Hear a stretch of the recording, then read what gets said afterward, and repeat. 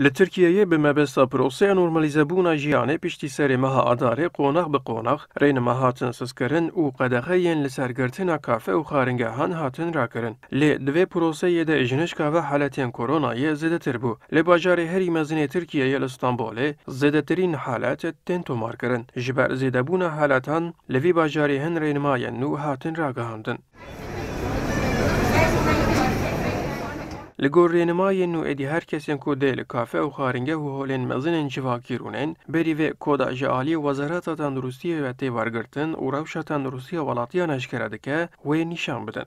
Olması lazım. Yani en azından bizim kapamamamız için. Şuna ku kargeha me bêgirtin rênimayekê wiha bo me dikandaran baş e. Lê em ditirsin ku eger halet gelek zêdetir bibin, kafe û xaringeh bêne girtin. Vê demê jî em dikandar bikevin nav tengaseyekî gelek mezin. Hêviya me ew e ku rewş biber bi başiyê ve biçe. Kullanmayan da olan sanmıyorum artık yani.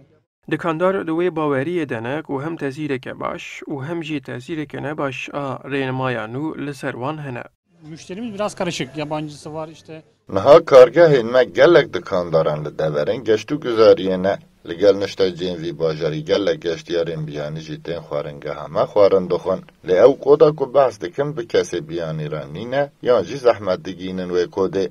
Ji ber vê kodê dibe ku müşteriyên me geştiyar kêmtir bibin. Bu bağışıklık komple insanlar bunu yenmeye çalışacak abi yani bunu. Metirsiya dikandaran ew e ku bi berdewamiya zêdebûna heletan kargehên wan jûn we werin girtin. Ercan Da, Kurdistan 24, İstanbul.